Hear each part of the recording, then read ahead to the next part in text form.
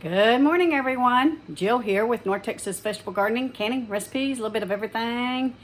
Today is going to be food processing day, and I am going to be processing some hamburger meat and some venison sausage that our neighbor was so gracious to give us.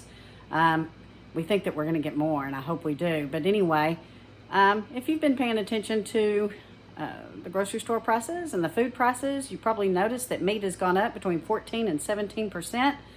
Other things have gone up even higher. Again, we want to diversify our pantry, so I'm going to can up these meats today, and I'll probably be freeze drying some others, so stay tuned. So I have 10 pounds of hamburger meat and 4 pounds of the venison sausage. I'm gonna let this thaw out. It shouldn't take long, and I'll get started on this. So, starting out on our canning today, guys. First, I'm doing venison. I have 4 pounds of venison sausage in here, and I'm so thankful to our neighbor for this great gift. Venison is very lean, guys, so I'm not too worried about draining off the grease, but I will go ahead and drain it. I have 4-quart jars here. I have some beef broth boiling, and I have my lids back here, and I have the canner ready to take this on, because right after this I'm going to do some hamburger meat. So let me drain this off, and I'll go ahead and fill my jars. I did put a half a teaspoon of kosher salt. You don't want to use regular table salt because that has iodine in it. But so let me go ahead and drain this, and then we'll start filling these jars. We'll put them in the canner, and we'll cook up our ground beef. So that 4 pounds of venison has granted us 5 pints. I went ahead and added beef broth. Now venison is not pork. This is venison sausage. So I've added beef broth, and I'm going to go ahead and put it in the canner to get ready for our hamburger meat shortly to follow. So the hamburger meat, guys, is quite fatty, so I will drain this and I'll wash it off before I can it up. I got my beef broth ready, and there is my venison in the canner. So this is going to be finishing up here shortly. We don't want to cook it completely through because the processing is going to cook it even more. So wow, we're going to have some good meat stored up.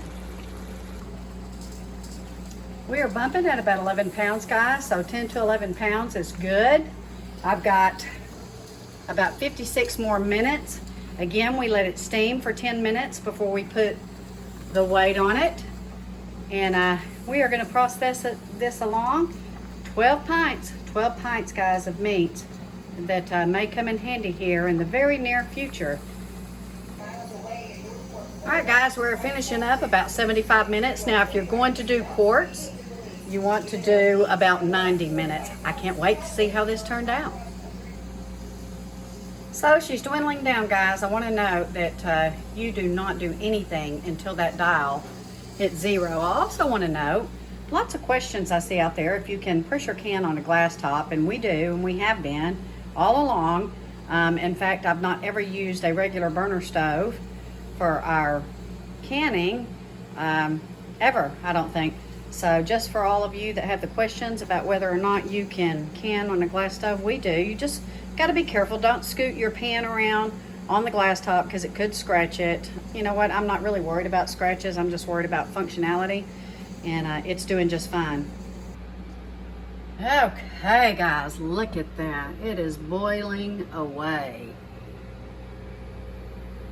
So excited. So if you're wondering how I'm going to tell hamburger meat with the venison has the little red pepper flakes in it. So that's how I'll know when I go to labeling. So that's the wrap. We're excited. I'm in the canning mood now. Oh, some of them are starting to seal. So I will be canning a lot more of our meat. Again, we're diversifying our pantry. You should too. Thank you for watching. Take care. God bless. Hope this helps. See you soon.